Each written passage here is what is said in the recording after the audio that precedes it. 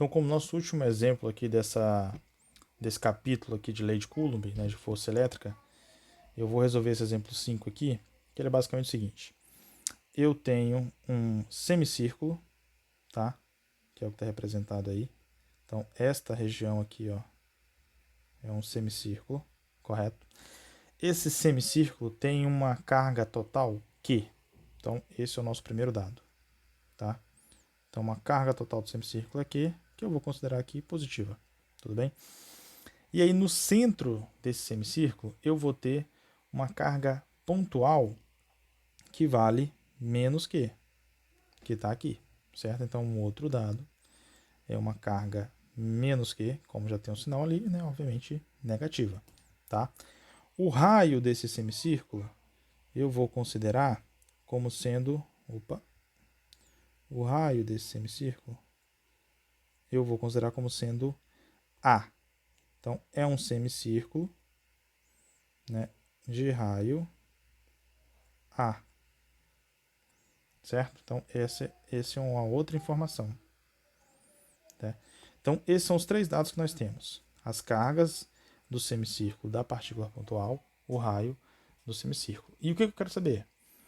Eu quero saber a força com que esse semicírculo atua sobre a partícula que está no seu centro. Ok? Então, esse é o nosso objetivo. Eu quero descobrir, vou escrever aqui, ó, a força elétrica que o semicírculo produz sobre a partícula que está sobre o seu círculo, ou sobre a partícula que está em seu centro. Tudo bem? Então, como é que a gente procede? Se você fosse recordar do exemplo 3, se eu não me engano, ou exemplo 4, talvez, agora eu não me lembro, da barra lá, a força que a barra faz sobre a partícula, se você fosse recordar, você percebe que a gente começa sempre com um elemento infinitesimal aqui, ó, uma quantidade infinitesimal de carga, que eu vou chamar de uma carga dQ, certo? Então, eu sei que a interação entre esse elemento infinitesimal de carga dQ maiúsculo com essa carga aí pontual menos Q, né, vai ser uma força de atração. Então, aqui, ó, já vou descrever que eu terei aqui uma força de atração que vai apontar ao longo dessa linha que conecta essas duas quantidades, certo? Essa força elétrica vai ser uma força dE, né, que vai ser uma força infinitesimal, né, porque eu estou de uma quantidade infinitesimal daqui, né? O que eu vou fazer com ela? Eu vou decompor ela, eu vou separar ela em componentes, né? Deixa eu reescrever esse vetor A aqui, ó, só para ele não atrapalhar aqui a nossa análise. Então, daqui para cá é o raio, tá? Então, eu vou decompor. Né? Decompor significa o quê? Eu vou pegar, vou aumentar aqui, ó. Eu vou ter aqui um ângulo θ, certo? Esse ângulo θ, então, vai me dar origem a componentes. Eu vou ter aqui, então, uma componente que eu vou chamar aqui de dfx, certo? E uma componente aqui, ó, que eu vou chamar de dfy, certo? Então, essas são as componentes desse meu vetor, força elétrica, tá? Porque esse vetor, força elétrica, à medida que eu estou mudando meu ângulo θ, ele vai estar sendo alterado também, né? Porque qual que é a minha ideia? Eu vou partir dessa quantidade infinitesimal, dessa interação dessa quantidade infinitesimal dQ com a partícula Q, e vou somar as contribuições de todas as quantidades infinitesimais ao longo desse semicírculo, a fim de obter o resultado final. Lembra lá o princípio da superposição? O resultado, então, da minha força elétrica vai ser fruto dessa soma, né, de infinitas quantidades de Qs maiúsculos, ok? Beleza, então esse é o nosso raciocínio, tá? Esse é o nosso raciocínio, ok? Então, vamos lá. Antes de tudo, vamos aqui fazer então a decomposição. Esse meu df eu vou colocar, ele vai ser aqui, se você usa a relação de seno e cosseno, o meu df é x, ele vai ser o produto do dfe vezes um cosseno de θ. Enquanto o meu dfe y vai ser o produto do DFE vezes um seno de θ. Lembra que esse D ali, né, se refere à quantidade infinitesimal. Tudo bem? E aqui eu vejo o seguinte. Nós sabemos, né, pela lei de Coulomb, que o valor na interação entre duas partículas, né, é dado por essa relação aqui, que segue, ó. A força elétrica aqui, dF, entre duas partículas vai ser o quê? Vai ser uma constante, 1 sobre 4πε0, vezes o produto entre as cargas, que no caso aqui seria a carga menos Q, vezes a quantidade infinitesimal dQ, dividido pela distância entre eles. E no caso aqui, essa distância vai ser A. Então, A distância entre eles ao quadrado, A ao quadrado. Correto? Então, essa é a minha expressão para a lei de Coulomb. O que eu vou fazer? Eu vou pegar esse resultado e vou substituir ele e calcular para cada componente aqui. Ó. Eu vou descobrir, então, primeiro a força elétrica resultante para cada componente. E aí depois eu vou saber a força elétrica resultante final. Tudo bem? Então, essa é a nossa estratégia. Tá? Então, vamos seguir. Ou melhor, né? Antes de seguir, eu tenho que fazer uma observação, que foi uma observação que eu fiz também no exemplo da barra e a partícula, que é a seguinte. Essa quantidade infinitesimal dQ, né? Vamos fazer o seguinte. Vou escrever aqui, ó. Então, eu coloquei assim. Considerando que a carga Q maiúsculo, né, como sendo distribuída uniformemente ao longo de todo o semicírculo, eu tenho que lambda, que é a densidade linear de carga, né, que basicamente é o quê? É um dQ sobre um ds, ou seja, a quantidade de carga dividido pela região em que ela está distribuída, certo? Nesse contexto, então, lambda é Q maiúsculo sobre o comprimento do fio, certo? E aí, quanto equivale o comprimento do fio? O comprimento de um círculo é 2π raio. Como é um semicírculo, então vai ser π raio. No caso, o raio é A, então aqui seria πA. Comparando essas duas expressões, eu tenho o seguinte. Minha quantidade infinitesimal dQ vai valer um lambda ds, que por sua vez, minha quantidade infinitesimal dQ é então um Q que divide πA vezes um ds, certo? Então, essa é uma observação importante antes da gente calcular a integral, ou a gente começar a montar ela, né? Em algum momento nesse processo de montagem da integral, a gente tem que fazer essa análise aqui para verificar quem é esse dQ, né? Essa quantidade infinitesimal de carga, ela sempre pode ser reescrita, né? Ela deve ser reescrita em termos dos dados do problema, que no caso são a carga e o raio, né, do semicírculo. Tudo bem? Agora, de posse dessa informação, a gente vai montar a nossa integral. E aí lembre-se, a nossa integral que será montada, veja, eu vou usar essa informação aqui e vou usar também essa informação aqui. Nós vamos montar uma integral para cada um desses eixos, uma integral para o eixo x e uma integral para o eixo y. Tudo bem? Então, a gente vai começar aqui analisando o eixo y, tá? Então, aqui, ó, vou escrever. Então, coloquei, analisando o eixo y, verificamos que. Então, o que a gente vai ter aqui no eixo y? Ó, a força elétrica desse eixo y, volta lá em cima, ó, é dF vezes dF vezes seno. dF está dado aqui nessa setinha, certo? Então, já vou colocar aqui, ó, menos 1 sobre 4πε0 menos Q vezes um dQ, e o dQ está ali, ó, Q sobre πA vezes um ds, tudo isso aqui dividido por A ao quadrado, que é a distância entre eles, certo? Então tá montado aqui, isso aqui vai ser a nossa integral, certo?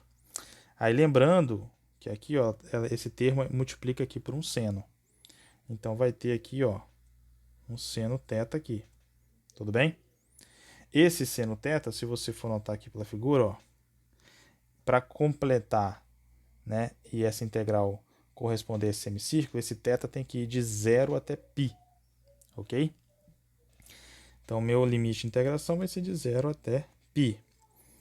Vamos agora limpar aqui essa expressão. Então, minha força elétrica aqui, ó, da componente y, vai ser, então, menos que divide um 4π epsilon 0 a ao cubo, certo? O π dá para juntar aqui também, vai ficar um π quadrado, integral de 0 até π de um seno de θ vezes um ds. Tudo bem? Estão acompanhando aí? Seno de θ vezes um ds. Tá? Agora, quem é esse ds? Esse ds, se a gente volta na figura, esse ds corresponde a essa distância aqui, ó. Isso aqui é o nosso ds. Né? A figura ficou carregada, mas aí se você fosse lembrar, o arco de uma circunferência ele é dado pelo produto do raio vezes o ângulo θ. Né? Então, uma quantidade infinitesimal desse arco vai ser dado pelo produto do raio vezes um ângulo infinitesimal θ. Então, eu vou ter que trocar esse ds por um r de θ. Né? Então, minha expressão aqui, ó, vai ficar força elétrica y menos q sobre vezes q, 4π ao quadrado, epsilon 0 a ao cubo, integral de 0 a π de um seno de θ r de θ, onde esse r é o raio do semicírculo que vale a. Então aqui vai ficar um a de θ. Aí agora sim, né? Agora sim, o integrando, a integral, a função que está dentro da integral, né, tem a mesma variável que o nosso dθ aqui, ó. Tá? Então agora sim a gente consegue calcular essa integral. Então vamos limpar essa expressão, né, e ver aqui, ó, vai ficar menos q vezes q, 4π ao quadrado, agora a ao quadrado, porque este a simplifica com esse ao cubo aqui, integral de 0 a π de um seno de θ dθ. E quanto que vale a integral de seno de θ? Essa é a integral tabelada, né? Então, se você não se lembrar da informação, né, é fácil de você encontrá-la, você vai verificar que a integral de seno de θ nada mais é do que menos cosseno de θ. Então, eu vou repetir aqui os termos constantes, né? Esse π quadrado, a quadrado. E aqui eu vou ter o seguinte, meu seno de θ é justamente menos um cosseno de θ, que vai de 0 a π. Isso aqui vai me dar, então, como resposta, repetindo aqui, né, os termos constantes, menos cosseno de π. Cosseno de π é menos 1, certo?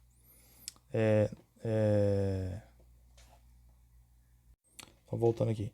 Cosseno de π é menos 1. Então, aqui vai ficar menos 1, né, do cosseno de π, que é menos 1, mais cosseno de 0. Né? Cosseno de 0 vale 1. Então, aqui no resultado a gente vai ter 2, certo? Então, finalizando aqui, a nossa componente y vai ser menos 2, que 4π ao quadrado, epsilon 0, a ao quadrado. Beleza? Dá para simplificar esse 2 aqui, ó, com esse 4. E aí a gente chega no resultado que a força elétrica, a componente y da força elétrica resultante do semicírculo que atua sobre a partícula, ela fica sendo menos q sobre q, 2π quadrado epsilon 0 a quadrado. Então, esse é o resultado da minha componente y. Minha componente x é a mesma conta, com exceção de ser um cosseno.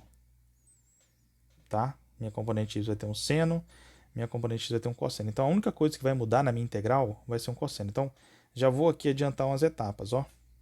Vou colocar assim. De modo análogo,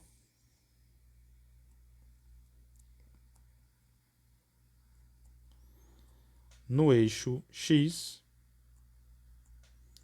temos que... Então, no eixo x, a gente vai ter o seguinte.